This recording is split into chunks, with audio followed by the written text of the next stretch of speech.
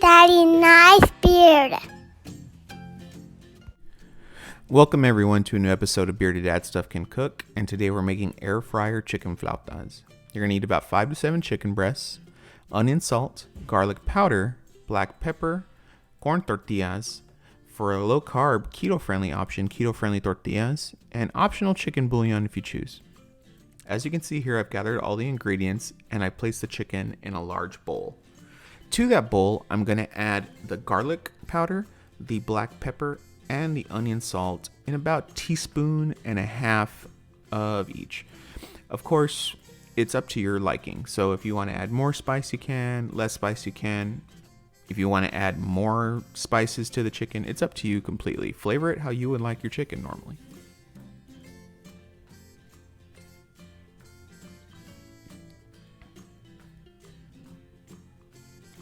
And once that's added, you're always going to give it a good mix. The best way to mix the chicken I have found is by hand.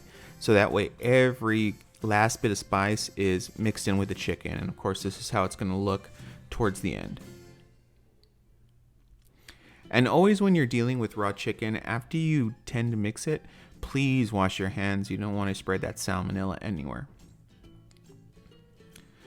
I'm using the Instant Pot here, but you can of course use boiling water to boil your chicken. But to the Instant Pot, I'm going to add 1.5 cups of water.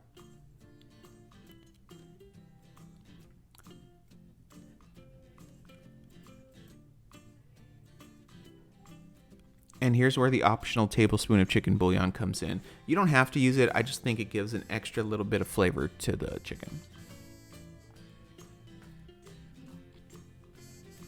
I had a hard time getting it off the spoon. I'm using Better Than Bouillon chicken bouillon.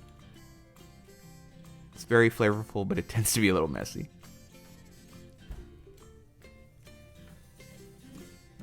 So I give it a quick mix. And now I'm going to go ahead and place the chicken on the trivet that's in the Instapot.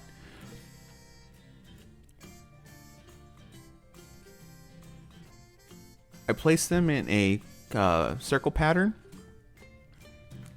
Try not to overlap as much as I can, but of course at the end it's going to overlap because you are using 5 to 7 chicken breasts. You place the lid on top and of course put the vent to the sealing position so it's sealed. You're going to hit the pressure cook function and set it for 10 minutes. At that point, it'll come to pressure when it starts to say hot.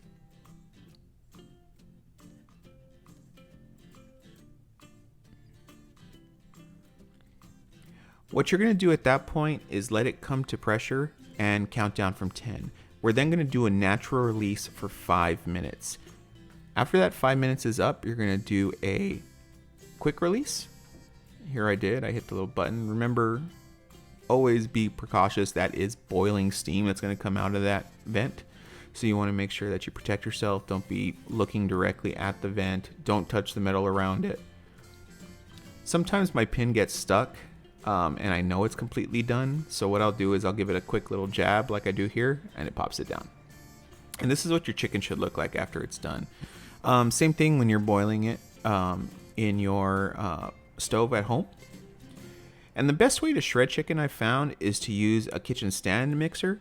Of course you can use your own hands, a fork, a handheld mixer, but I just love using my kitchen stand mixer. It's just such a quick way to shred the chicken. I place the chicken in the bowl. It does take a little bit just because I want to make sure that I'm getting all those juices. So I place it in here. There's no rhyme or reason. You can just throw them in. It's not a big deal.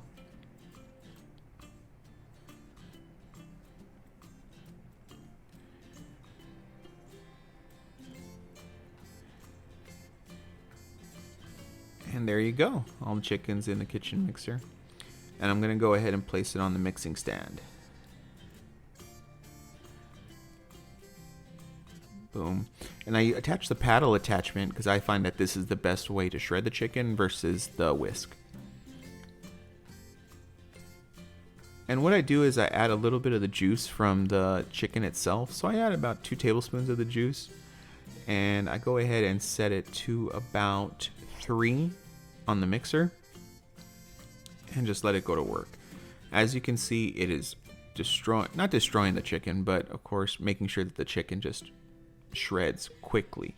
I know my mother-in-law used to make flautas a lot for me, and one of the things that did take time was shredding the chicken.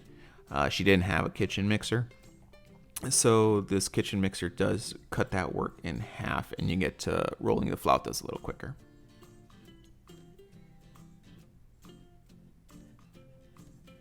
And the goal is to not have those big chunks in there, because when you start rolling the flautas, you don't want to have any issues. And this is what it ends up looking like after it's all shredded.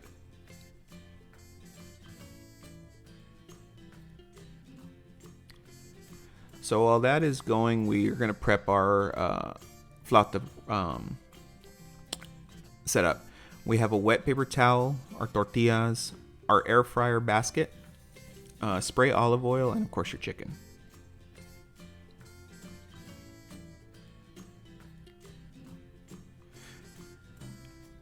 To the damp towel, you're going to place your tortillas, and you're going to cover them.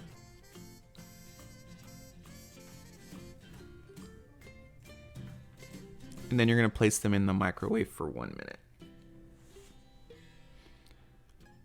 My microwave doesn't have like a high-low function, so I just put it at 1 minute.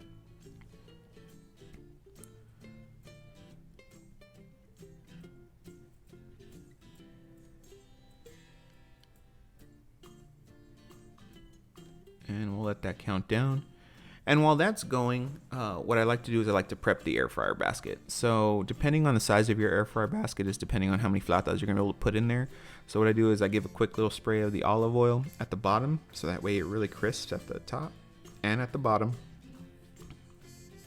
And you remove the tortillas from the microwave once it's done, and you start the rolling process. Get a good handful of chicken, and the thing I found is once you warm up the tortillas, they're way more manageable. A lot of people tend to go straight into the rolling process, and they find that it gets really frustrating when it comes to flautas, because the corn tortilla tends to break, or it, causes holes. And once you put it in the oven or the deep fryer, you have to use toothpicks to hold them together. With the air fryer cooked already tortilla method, they're going to hold together their form, so it's a lot easier to handle. So you're going to, of course, have that tortilla. You're going to put the handful of chicken at the bottom, and then you're going to go ahead and roll to the top. And what I'm doing here when I place them in the basket is I put the seal at the bottom. As you know, with an air fryer, what's basically happening is it's a huge convection oven, so it's blowing air, really hot air around the basket. And if you had the seal up, what it's going to do is it's going to open that seal, and it's going to blow the chicken everywhere. So as putting it at the bottom, the weight of the flauta itself actually keeps it sealed. So right here, I can get about, I believe, 11 in this basket. I think that's what I have here. As it's going, I believe I get 5 up top, and then I get 6 at the top, and then I get 4 at the bottom. So yeah, 11.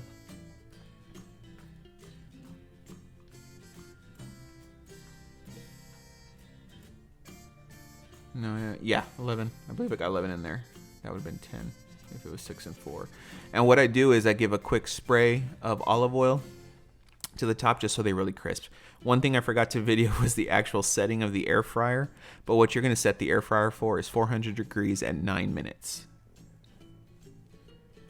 Now we're going to let that count down. As you can see there, it's at 400 degrees. And the minute's up. And my air fryer takes a little bit. It, of course, everyone's air fryer is a little bit different. Once it hits that minute mark, some will turn right off, but mine does like a rev down. And it's just basically just slowing down the fan. And that's what the flautas look like once they're done.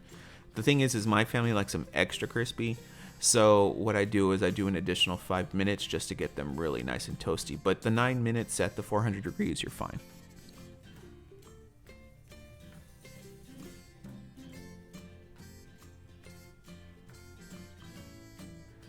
And so here's the extra 5 minutes.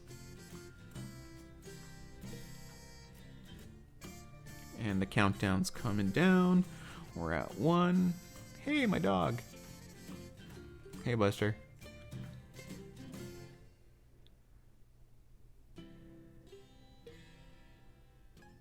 And the air fryer that I use is the Power XL. My wife got it for me for, I believe, Father's Day one year. And I use it all the time. It's just such an easy way to cook. You know, things are made really quickly. My daughter started using it to warm up her like Hot Pockets and stuff. For the low carb keto option, I'm here using Carb Sense tortillas, 4 grams of net carbs per tortilla. Many grocery stores have this option now. Mission, if you don't have a local grocery store, they have a national tortilla that's in most grocery stores, like Walmart's, Targets, etc. And you follow the same process: warm up the tortillas, and then you go ahead and roll them. So on the left, I have our regular tortillas and made with corn, and on the right, I have our low carb keto tortillas. And you can top them with anything. Right now, I'm topping them with lettuce, guacamole, queso panela, and sour cream. And I also made a jalapeno cilantro ranch dressing, and this is how I dressed them. A little bit of lettuce on top, the panela cheese, the guacamole, the sour cream, and my drizzle. And another view. Look how delicious those look. Seriously. As always, this is Bearded Dad Stuff. Follow me on Twitch at twitch.tv/ZodiacMonkey, Instagram at Bearded Stuff, as well as Twitter, and listen to my podcast weekly. Thank you, and you have a good one.